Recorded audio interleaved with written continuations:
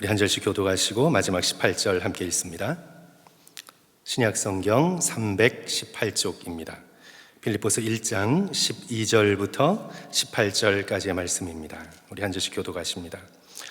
형제들아, 내가 당한 일이 도리어 복음 전파의 진전이 될 줄을 알기를 원하노라.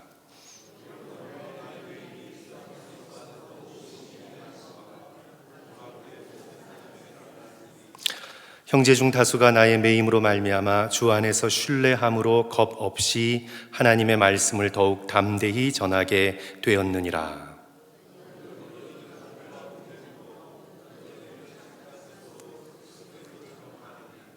이들은 내가 복음을 변증하기 위하여 세우심을 받은 줄 알고 사랑으로 하나.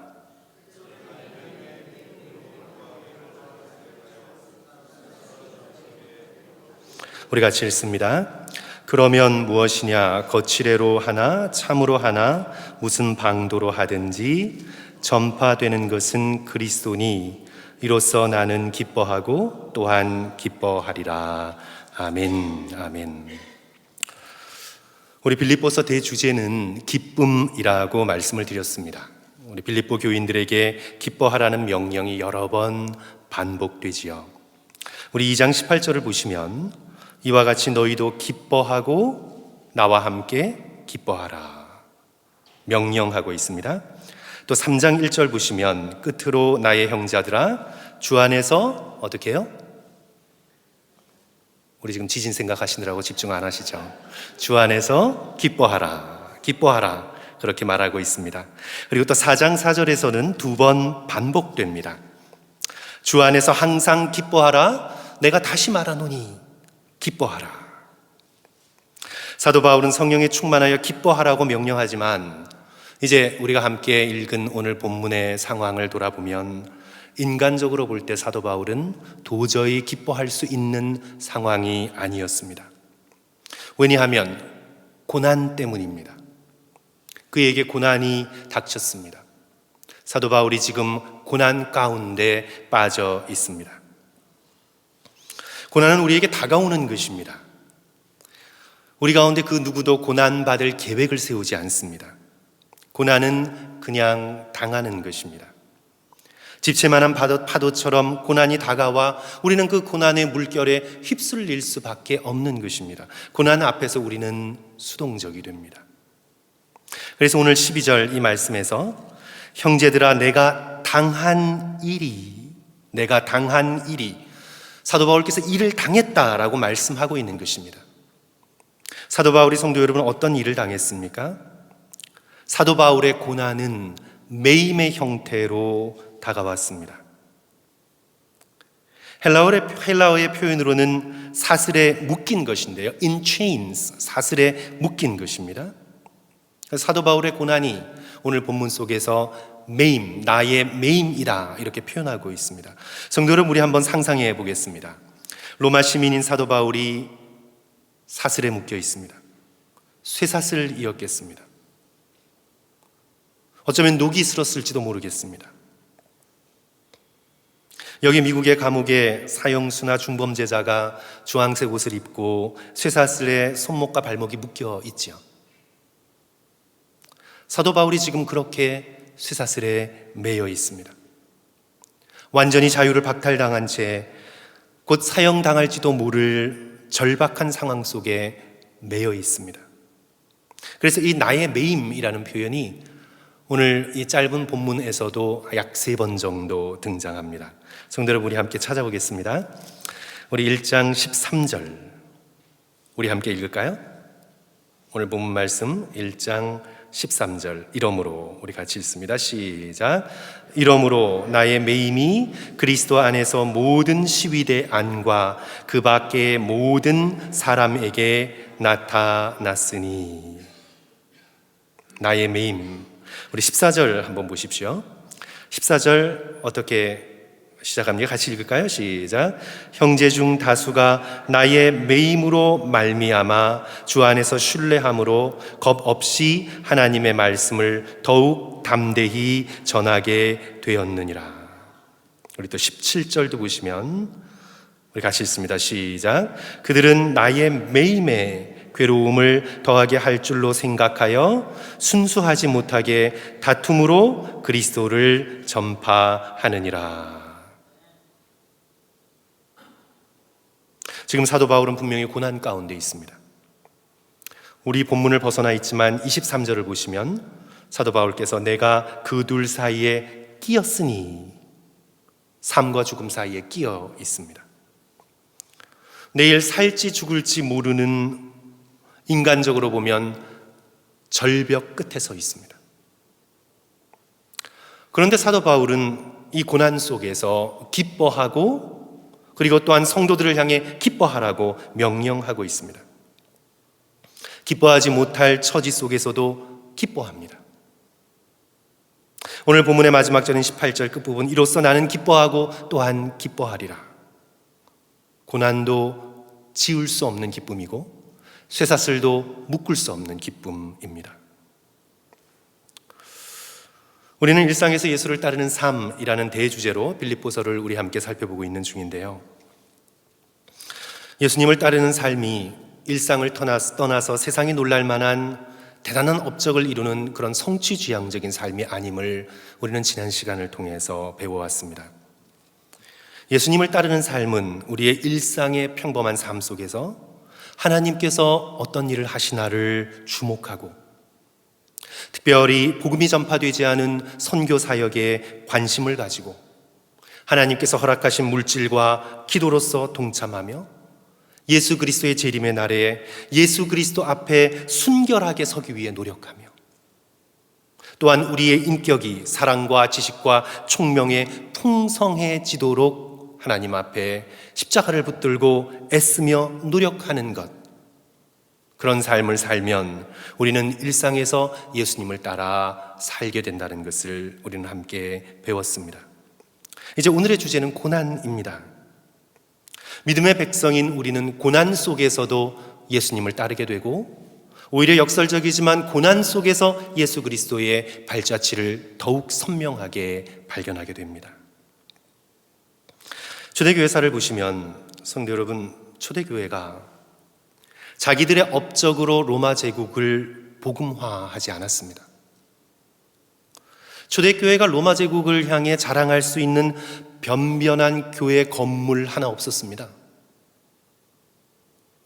기껏해야 그들은 조금 좀 큰 집에 모였고 들판에 모였고 아니면 유대교 회당을 빌려서 모였을 뿐이었습니다. 로마 사람들이 보면서 와, 교회가 웅장하고 거대하구나. 초대교회는 교회의 건물과 크기로서 로마 사람들을 복음화하지 않았습니다.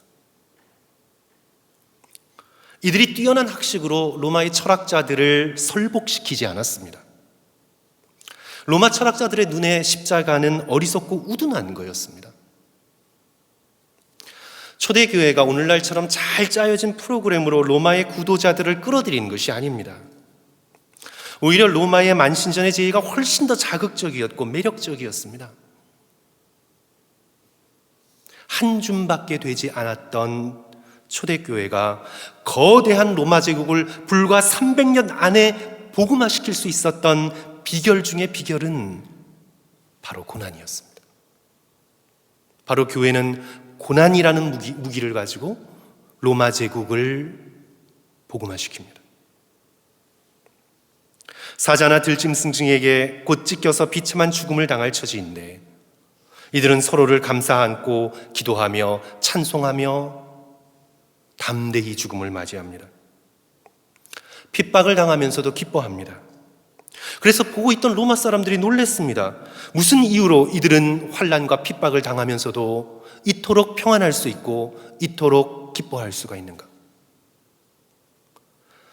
바로 초대교회 교인들의 고난을 보면서 로마 사람들이 충격을 받았습니다. 결정적인 사건은 전염병이 로마 제국에 창궐했을 때 로마 시민들은 자기들의 가족들까지 버리고 자기 목숨을 보존하려 도시를 떠났습니다. 그런데 유독 그리스도인이라고 불리는 사람들은 종교와 인종과 신분과 상관없이 죽어가는 사람의 손을 붙들고 기도하고 죽은 사람을 묻어주며 그들은 도시를 저버리지 않고 도시 가운데 남아서 고난당했습니다. 그 고난 속에 목숨을 바쳐가며 사랑하고 위에 기도하며 끝까지 돌보아 주었습니다. 그리스도인들이 그랬습니다.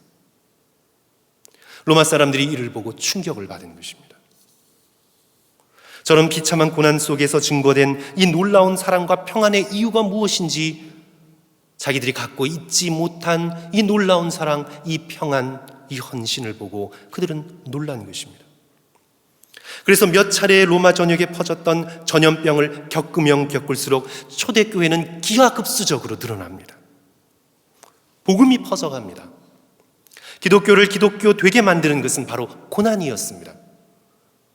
성도 여러분, 우리가 참된 믿음이 있는지, 우리가 참된 그리스도인인지는 고난 가운데에서 드러납니다. 믿음의 백성인 우리가 고난을 잘 통과하면 오히려 우리는 더욱 강건하게 됩니다. 예수 그리스도를 깊이 체험하게 됩니다. 그리스도를 세상에 드러내게 됩니다. 어떻게 우리는 고난을 잘 통과할 수 있을까요? 오늘 저녁 성도 여러분들과 함께 두 가지로 나누어서 우리 함께 살펴보려고 합니다. 첫째로 하나님께서 고난을 사용하실 것을 성도 여러분 굳게 믿어야 합니다. 우리 12절을 다 같이 한 목소리로 함께 읽겠습니다. 제가 이 성경이 이 부분이 찢어져서 죄송합니다. 우리 1장 12절 우리 다 같이 한 목소리로 형제들아 우리 같이 읽습니다. 시작. 형제들아 내가 당한 일이 도리어 복음 전파에 진전이 될 줄을 너희가 알기를 원하노라. 형제들아 내가 당한 일이 고난이 도리어 복음 전파에 진전이 된 줄을 너희가 알기를 원하노라. 어떤 표현이 눈에 띄십니까? 진전이란 표현도 눈에 띄죠. 그런데 여기서 도리어라는 표현이 눈에 들어옵니다.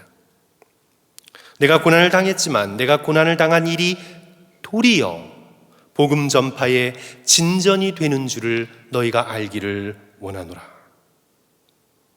그러니까 도리어 진전이 됩니다. 당한 일이 복음이 후퇴되는 계기가 되는 것이 아니라 진전되는 기회가 됩니다.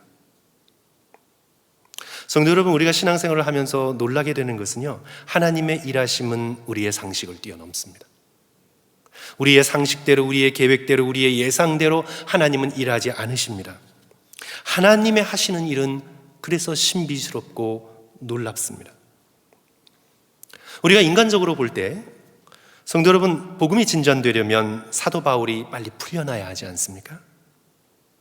자유의 몸이 되어서 온 세상을 빨리 돌아다녀 저기 서쪽으로는 스페인까지, 동쪽으로는 저기 페르시아까지 배로 가던 말로 달리던 또는 뛰어서라도 다니며 복음을 부지런히 전파해야 복음이 진전을 이룬다고 우리는 그렇게 생각을 합니다. 그런데 지금 사도 바울은 쇠사슬에 매여 있습니다. 꼼짝달싹 할 수 없습니다. 그런데 고백하기를 도리어 복음이 진전되고 있다고 말씀합니다. 형제들아 내가 당한 일이 도리어 복음 전파에 진전이 된 줄을 너희가 알기를 원하노라. 하나님께서는 인간적으로 볼 때에 후퇴라고 여겨지는 고난을 사용하셔서 도리어 진전을 이루어내십니다. 사도 바울의 경우 어떻게 진전을 이루어냈나요? 13절로 성도 여러분 한번 가보겠습니다. 13절 보시면 이러므로 나의 매임이 나의 갇힘이 그리스도 안과 모든 시위대 안과 그 밖의 모든 사람에게 나타났으니. 사도 바울의 매임으로 인해 시위대 안과 밖의 모든 사람들에게 복음이 전파되었습니다. 우리 번역에는 시위대라고 번역되어 있지만 영어 번역은 두 가지 모두를 우리에게 알려줍니다. 첫 번째로 Palace Guard, 그래서 시위대, 궁궐 경호대죠. 굉장히 높은 지위를 가진 군인들입니다.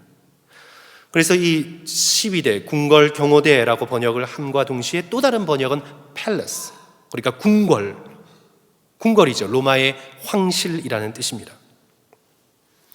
한마디로 사도 바울이 이렇게 죄수로 갇혀 있기 때문에 복음이 로마 궁궐에까지 퍼지게 되었다고 그가 보고하고 있는 것입니다.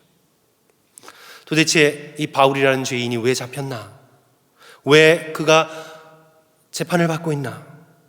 왜 이 한 사람 때문에 유대 땅에 소동이 일어났나? 만약 사도 바울이 죄수로 잡혀 재판받지 않으면 복음의 소식이 로마 궁궐까지, 그 고관들에게까지 알려지지 않았을 것입니다. 그런데 그가 매였기 때문에, 잡혔기 때문에, 재판을 받게 되었기 때문에 재판장 그 안에서 로마의 고관들을 향해, 심지어 황제를 향해서까지도 복음을 변증할 수 있는 기회를 얻게 된 것입니다. 사도행전 25장을 성도 여러분 보시면, 사도 바울이 로마로 압송되기 전에 그가 아그리빠 왕에게 복음을 전하죠. 그리고 로마의 총독인 베스도에게 복음을 설명합니다. 확실히 사도 바울의 매임이 복음의 엄청난 진전을 이루었습니다. 하나님께서 하시는 일은 정말 신비합니다. 또한 성도 여러분 14절을 보십시오. 14절을 보시면, 형제 중 다수가 나의 매임으로 말미암아 주 안에서 더욱 신뢰함으로 겁 없이 하나님의 말씀을 더욱 담대히 전하게 되었느니라. 사도 바울에게 감명을 받은 것이죠. 사도 바울은 감옥에 갇히는 것을 두려워하지 않으면서 저렇게 목숨을 바쳐 복음을 전하는데, 나는 그러면 어떻게 할 것인가? 더욱 열심히 복음을 전해야 되겠다. 설령 사도 바울처럼 갇히더라도 용기를 내어 더욱 담대하게 복음을 열심히 전파해야 되겠다. 사도 바울의 이 매임이 많은 사람들에게 용기를 주어 복음이 퍼져나가게 되는 계기를 만들게 됩니다. 그러니까 하나님께서는 사도 바울의 매임을 사용하셔서 로마 궁궐에까지 복음이 전달되게 하시고, 또한 믿음의 사역자들을 통해서 복음을 더욱 담대히 전하게 만드신 것이죠. 인간적으로는 후퇴인 것 같은데, 하나님의 놀라우신 계획 안에서는 엄청난 진전을 이루고 있는 것입니다. 그러므로 성도 여러분, 하나님께서 우리의 고난을 사용하실 것을 굳게 믿을 수 있는 저와 여러분이 되어야 되겠습니다. 물론 고난에도 여러 종류가 있죠. 고난이라고 다 같은 고난은 아닙니다. 고난을 여러 가지로 구분할 수 있는데요, 성도 여러분, 첫째로 자기 자신이 잘못해서 당하는 고난도 많습니다. 예를 들어 음주운전을 하다가 교통사고를 냈다면 그것은 성도 여러분, 누가 잘못해서 고난을 당하는 겁니까? 내가 잘못해서. 그렇죠? 자기가 잘못해서 당하는 고난들이 인생에는 있습니다. 또 두 번째로, 내가 아무리 조심해도 인생 가운데 피할 수 없이 당하는 고난이 있습니다. 예를 들어 무엇인가요, 성도 여러분? 질병, 병입니다. 내가 아무리 건강관리를 열심히 해도, 또 조심조심해서 산다고 해도 질병은 결코 우리의 인생 가운데 피할 수 없습니다. 우리 모두 다 사고로 죽든지 아니면 병들어 죽게 되어 있습니다. 둘 중에 하나의 선택입니다. 세 번째로, 오늘 본문에서 우리가 보듯 신앙 때문에 당하는 고난이 있습니다. 사도 바울의 고난이 그런 것입니다. 북한의 지하교회의 교인들, 예수님을 믿기 때문에 정치범 수용소에 끌려가 고난을 당합니다. 신앙 때문에 당하는 고난입니다. 그렇습니다. 고난에도 여러 종류가 있습니다. 하지만 어떤 고난이든, 성도 여러분, 어떤 고난이든 내가 그 고난 속에서 하나님을 바라보고 하나님의 선하심을 의지하면 그 고난은 반드시 복으로 연결됩니다. 우리 하나님은 고난을 낭비하지 않으십니다. 설령 내가 잘못해서 당한 고난이라도 그 고난 가운데 하나님을 바라보고 잘못을 뉘우치고 회개하면 도리어 그 고난으로 하나님께 돌아오게 됩니다. 예수를 믿게 됩니다. 내가 잘못해서 당한 고난이지만 그 고난을 통해 잘못된 생활 습관을 버리고 새로운 삶을 사는 기회로 삼을 수 있습니다. 불가피하게 당하는 질병의 고난도 그 속에서 하나님을 바라보면 질병을 통해 우리는 더욱 인내하는 사람이 됩니다. 우리는 더욱 참을성 있는 사람이 됩니다. 우리는 더욱 기다리는 사람이 됩니다. 질병의 고난 속에서 우리는 세상의 헛된 것들을 다 버리고 천국을 소망하는 사람이 됩니다. 그리고 그 질병의 고난 속에서 우리는 진정 중요한 분이 하나님 한 분밖에 없음을 깨닫고 건강할 때보다 더욱 하나님을 의지하게 됩니다. 고난이 어떤 고난이든 그 고난 속에서 하나님을 바라보고 하나님을 의지할 때 그 고난이 변하여 복이 됨을 믿을 수 있는 저와 여러분이 되어야 되겠습니다. 같은 교단의 선배 목사님을 만난 적이 있습니다. 태국에 선교로 단기 선교로 가셨다가 길거리에서 음식을 잘못 먹고는, 길거리 음식을 먹지 말아야 되는데 그걸 잘못 먹고는 병균에 감염이 되었습니다. 평소에 조금 간이 약하신데 그 균이 간으로 들어가서 간세포의 상당 부분을 파괴했습니다. 그래서 이 한동안 태국 선교를 다녀오셔서 생사의 갈림길에 서게 되었습니다. 이제 다 나으시고 난 다음에 그 선배 목사님이 노예에서 하시는 말씀이 정말 회개 많이 했다고, 정말 생사의 갈림길에서 하나님 앞에 눈물을 흘리며 처절하게 회개했다고, 정말 회개를 많이 했다고. 하나님께서 교회를 돌보라고 맡겨주셨는데 충성하지 못하고 늘 큰 교회와 비교하고 성도들 한 사람 한 사람을 진심으로 사랑하지 못하고 말씀 준비를 목숨 걸고 하지 못하고 너무 불충성했다고. 그래서 그 생사의 갈림길에 하나님께 이렇게 기도했대요. 하나님, 한 번만 제게 더 기회를 주시면 제가 충성스러운 목사가 되겠습니다. 서원하고 눈물로 간구하고 부르짖었다고. 성도 여러분, 피할 수 없는 질병의 고난 속에서도 우리가 하나님을 바라보면 그 고난이 우리를 성숙하게 이끌어줍니다. 하나님께서는 결코 우리의 고난을 낭비하지 않으십니다. 하나님께서는 사도 바울의 매임을 한순간도 낭비하지 않으십니다. 그 고난을 사용하셔서 영적 유익과 복음의 진전을 위해 사용하십니다.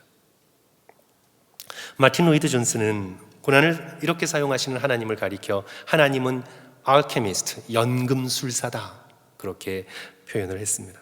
하나님은 알케미스트, 연금술사다. 연금술이란 이런저런 값싼 중세시대 때 그렇게 유행했던 그런 하나의, 뭐라 그럴까요? 마술이면 마술이고 테크닉이면 테크닉이고 그런 건데요. 이런저런 값싼 금속을 융합해서 금으로 만들 수 있다, 그런 비법으로 여겨졌죠. 그래서 정말 금을 만들었다는 것이 아니라 하나의 은유입니다. 하나의 메타포이죠. 보잘것없는 것들을 정말 귀한 것으로 만드는 기술, 그것이 연금술입니다. 그런 의미에서 우리 하나님은 마틴 로이드 존스의 표현대로 연금술사이십니다.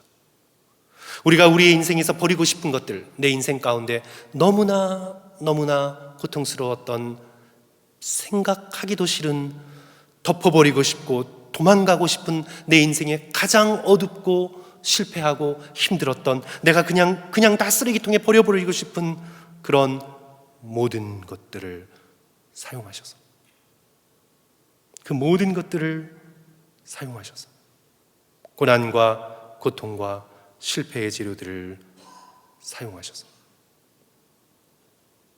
연금술사이신 하나님께서는 그것을 가지고 가장 귀한 것으로 우리에게 주십니다. 하나님께서는 그러실 수 있는 능력이 있습니다.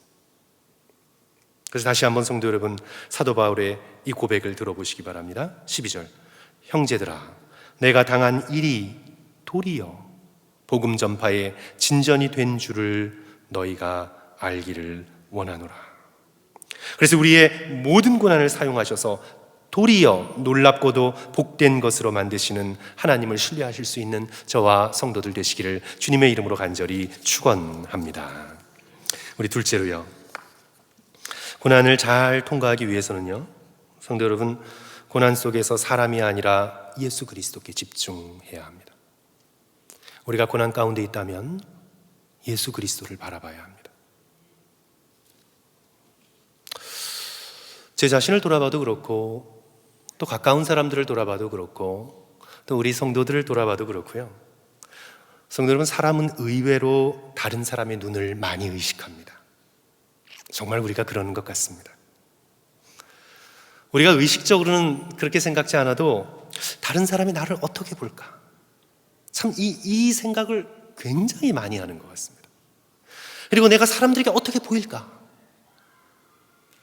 무의식적으로 정말 많이 생각하는 것 같습니다. 그래서 누군가가 이렇게 말했습니다. 사람은 행복하기 위해서 사는 것이 아니라 행복해 보이기 위해서 산다. 그렇습니다. 요즘 페이스북이나 인스타그램 같은 소셜 네트워크를 보면요, 성도 여러분, 다 행복한 것 같아요. 모두 다 행복한 사람인 것 같습니다.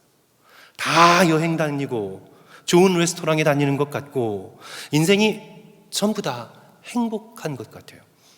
사람은 행복하기 위해서 사는 것이 아니라 행복해 보이기 위해서 사는 것 같아요. 그런데 성도 여러분, 정말 보이는 것처럼 사람들이 그렇게 행복한가요? 요즘 얼마나 많은 사람들이 불면증과 우울증과 강박증과 불안 증세로 고생하고 있습니까? 인류 역사상 이렇게 많은 약물과 향정신성 의약품 소비된 적이 없습니다. 이 미국 땅에. 얼마나 많은 사람들이 약물을 의지하고 고통을 잊기 위해 여러 중독에 빠져 있습니까? 일 중독까지 포함해서, 관계 중독까지 포함해서. 한 겹을만 들춰보면 오늘날 현대인들은 결코 행복하지 않습니다. 행복해 보이기 위해서 난리를 치고 있을 뿐 정말 행복하지는 않습니다. 우리 인간은 인생의 본질보다 타인의 눈에 비치는 나의 이미지, 이것에 신경을 굉장히 많이 쓰는 거죠. 똑같이 성도 여러분, 고난이 닥쳤을 때 같은 태도를 보입니다. 사람들이 나를 어떻게 볼까? 사람들이 나를 우습게 보겠지. 어쩌면 꼴 좋다고 할지도 몰라. 겉으로는 위로하는 척해도 은근히 비웃고 고소해야 할 수도 있어.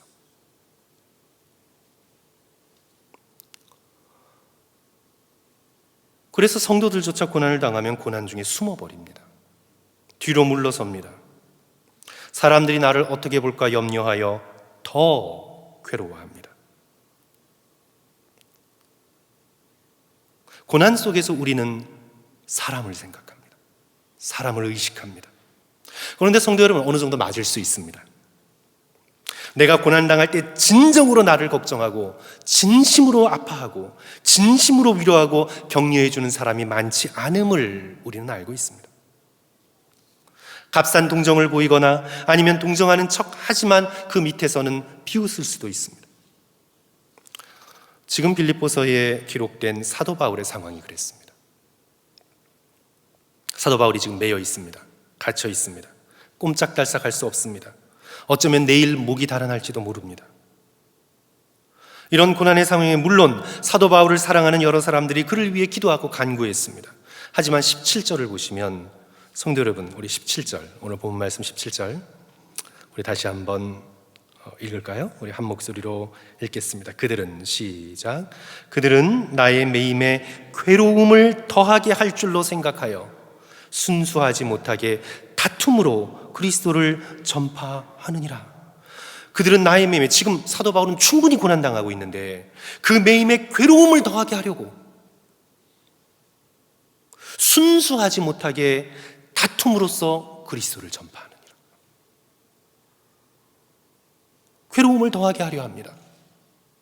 사도 바울을 더 괴롭게 하려고 합니다. 이들의 생각은 이렇습니다. 바울이 감옥에 갇혔다. 잘난 척하고 돌아다니더니만, 이방인에게 복음을 전하더니만 잘됐다. 할례 받지 않아도 구원받는다고 값싼 복음을 전하더니 꼴 좋다. 이제 바울의 영향력이 줄어들겠구나. 그의 인기가 시들해지겠구나. 아니, 아예 없어지겠구나. 이 절호의 기회에 내 영향력을 넓혀야지, 인기를 끌어야지, 사람들의 인정을 받아야지, 이렇게 순수하지 못하게 다툼과 질투로 그리스도를 전파합니다.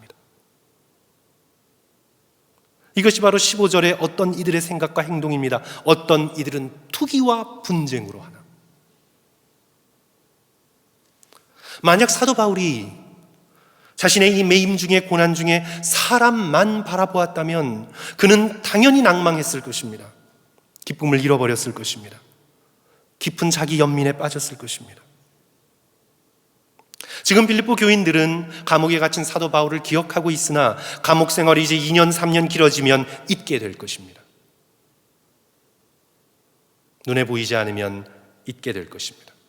요즘처럼 연락할 수 있는 길도 없습니다. 이런 깊은 외로움이 디모데후서 4장에 묻어납니다. 사도 바울은 디모데에게 간절히 부탁합니다. 너는 어서 내게로 오라.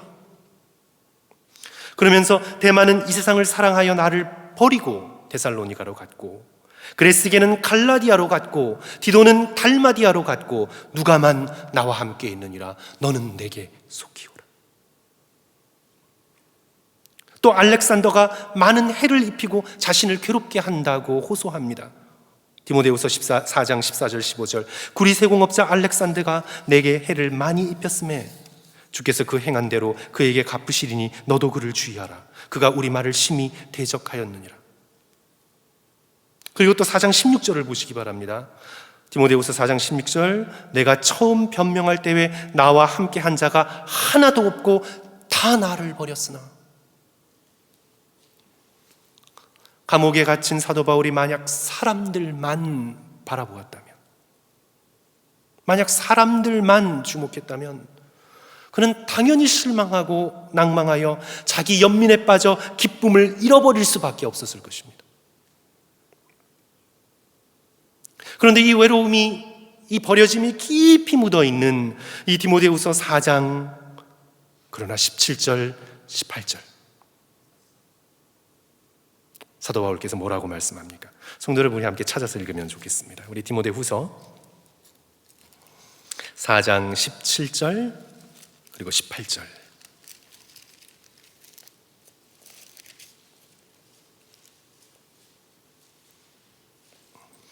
우리 신약성경 348쪽입니다. 우리 다 같이 한 목소리로 우리 함께 읽습니다. 17절, 18절 주께서 시작. 주께서 내 곁에 서서 나에게 힘을 주심은 나로 말미암아 선포된 말씀이 온전히 전파되어 모든 이방인이 듣게 하려 하심이라. 내가 사자의 입에서 건짐을 받았느니라. 주께서 나를 모든 악한 일에서 건져내시고 또 그의 천국에 들어가도록 구원하시리니 그에게 영광이 세세 무궁토록 있을지어다. 아멘. 아멘. 내가 처음 변명할 때에 나와 함께 한 자가 하나도 없고 다 나를 버렸으나 17절 주께서 내 곁에 서서 나에게 힘을 주심은. 성도 여러분, 놀랍습니다. 여기에 사도 바울의 기쁨의 비결이 있습니다. 사람들은 다 버리고 떠나갔지만, 그리고 지금까지도 괴롭히고 또 괴롭히지만, 그러나 사도 바울은 사람이 아닌 예수 그리스도를 바라봅니다. 고난 중에 그리스도를 주목합니다. 주께서 내 곁에 서서 나에게 힘을 주셨다. 주께서 나를 모든 악한 일에서 건져내실 것이다. 주께서 마침내 그의 천국에 들어가게 하실 것이다. 고난 중에 사람을 바라보는 것이 아니라, 고난 중에 사람에게서 인간적 위로를 구하는 것이 아니라 오직 그리스도를 바라봅니다. 오늘 빌립보서 1장의 상황도 똑같죠. 사도 바울은 그리스도를 주목합니다. 1장 18절 그러면 무엇이냐? 거칠애로 하나 참으로 하나 무슨 방도로 하든지 전파되는 것은 누구라고요? 그리스도니. 그들이 나에게 괴로움을 더하게 하려고 투기로 하나 시기로 하나 열심으로 하나 어쨌든 그들이 전파하는 것은 누구라고요? 그리스도니. 이로써 나는 기뻐하고 기뻐하리라. 사람들이 투기와 다툼으로 한다고 실망하지 않고 오히려 순수하지 못한 의도지만 도리어 그 악함에도 전파되는 분이 그리스도니, 내가 그 그리스도의 이름을 바라보고 그리스도의 전파되는 놀라운 복음의 소식을 들을 때에 나는 기뻐하고 기뻐할 수밖에 없다. 내가 감옥에 영원히 갇혀 있어도, 사람들의 조롱거리가 되어도, 잊혀져도, 심지어 내일 목이 달아난다 할지라도 내가 기뻐하고 또한 기뻐하리라. 누구 때문에요? 그리스도 때문에. 세례 요한의 기쁨에 충만한 거지요. 그는 흥하여야겠고 나는 쇠하여야 하리라. 요한복음 3장 29절, 신부를 취하는 자는 신랑이나 서서 신랑의 음성을 듣는 친구가 크게 기뻐하나니 나는 이러한 기쁨에 충만하였노라. 그는 흥하여야 되겠고 나는 쇠하여야 하리라. 이렇게 자기를 잊어버립니다. 오직 그리스도를 생각합니다. 자신을 잊어버리고 그리스도를 주목하는 자의 기쁨은 영원한 것입니다. 이 기쁨은 누구도 빼앗을 수 없습니다. 고난도 빼앗아갈 수 없습니다. 사람들이 망칠 수 없습니다. 이것은 세례 요한의 기쁨이고 오늘 사도 바울의 기쁨입니다. 성도 여러분, 여러분의 신앙생활 가운데에서 기쁨을 잃어버렸다면 여러분이 지금 사람을 바라보고 있다는 증거입니다. 그리스도를 바라보고 있지 않다는 증거입니다. 우리 다시 한번 고난 속에서 사람을 바라보지 말고 오직 그리스도를 바라봄으로 기쁨을 회복하시는 저와 성도들 되시기를 주님의 이름으로 간절히 축원합니다. 우리 고든 맥도널드 목사님의 하나님이 축복하시는 삶이란 책에 실린 이야기가 읽으면서 제게 도전이 되어서 소개함으로 오늘 말씀을 마치고자 합니다. 중국에서 신앙 때문에 18년 동안 감옥 생활을 한 중국인 목사님이 간증한 내용인데요. 자기의 경험을 이런 말로 들려주었습니다. 그분의 말로서 제가 읽어드립니다. 제 친구들은 제가 강제 노동 수용소에서 어떤 일을 했길래 건강을 지킬 수 있었는지 궁금해합니다. 그러면 저는 그들에게 그곳에서의 삶이 너무 고되었다고 대답합니다. 수용소 당국자들이 제게 인분 구덩이를 치우는 일을 시켰습니다. 그 구덩이는 수감원들조차 가기를 꺼리는 곳이었습니다. 당국자들은 내가 교육을 받은 데다 유복한 집안 출신이라는 걸 알고 특히 기독교인이었기에 가장 최악의 일을 시키며 낄낄거리고 재밌어 했습니다. 그러나 정작 그 여러 해 동안 내가 거기서 일하는 걸 얼마나 좋아했는지 저들은 알지 못합니다. 그 구덩이는 수용소 전체에서 수거된 인분으로 가득 찬 큰 구덩이였습니다. 인분이 꽉 차면 적당히 썩을 때까지 기다렸다가 퍼서 밭에 비료로 보냈습니다. 구덩이는 아주 깊어서 바닥까지 깨끗이 퍼낼 수 없었기에 나는 그 속으로 직접 들어가 시종 악취를 맡으며 퍼내야 했습니다. 간수들은 악취 때문에 가까이 오지도 못했습니다. 그런데 내가 거기서 일하는 걸 좋아한 이유가 무엇이었겠습니까? 바로 혼자 있는 것이 좋았습니다. 강제노동 수용소에서는 보통 모든 수감원들이 엄격한 감시 아래 있기 때문에 혼자 있을 수 없습니다. 그러나 나는 그 구덩이에서 일했기 때문에 혼자 있을 수 있었고 아무 방해 없이 실컷 기도하고 찬송할 수 있었습니다. 그러면서 저는 시편 전체를 암송했고 여러 성경 말씀을 암송했습니다. 그래도 아무 방해도 받지 않았습니다. 그때 제가 가장 즐겨 부르던 찬송가가 저 장미꽃 위에 이슬입니다. 그건 제가 체포되기 전에 제일 좋아했던 찬송가였지만 그때는 찬송의 진정한 의미를 몰랐습니다. 하지만 인분구덩이에서 일하면서 우리 주님과의 놀라운 교제를 깨달아 알았습니다. 수백 번, 수천 번 이 찬송을 반복해서 부르면서 저는 내 곁에 계신 주님의 임재를 느꼈습니다. 저 장미꽃 위에 이슬 아직 맺혀 있을 그때 귀에 은은히 소리 들리니 주 음성 분명하다. 주가 나와 동행을 하면서 나를 친구 삼으셨네. 우리 서로 받은 그 기쁨은 알 사람이 없도다. 주님은 결코 18년의 수감 생활 동안 나를 버리시거나 떠나지 않으셨습니다.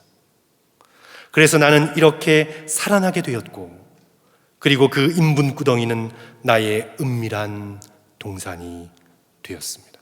성도 여러분, 놀랍지 않습니까? 성도 여러분, 놀랍습니다. 성도 여러분, 저와 여러분이 18년을 버틸 수 있겠습니까?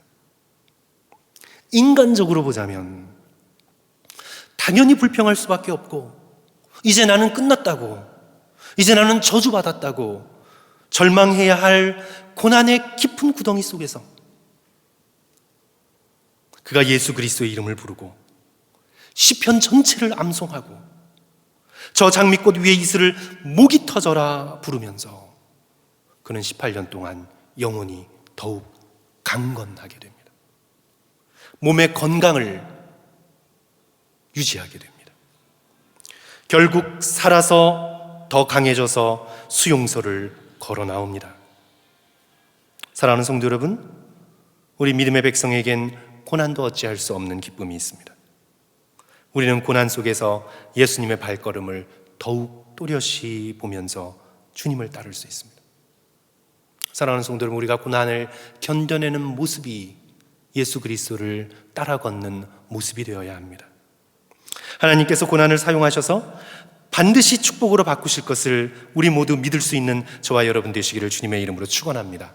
그리고 성도 여러분, 고난 속에서 사람들보다 오직 예수 그리스도를 주목하기로 결단함으로 우리 고난을 극복하고 승리하시는 저와 여러분 되시기를 주님의 이름으로 간절히 축원합니다. 우리 함께 기도하겠습니다.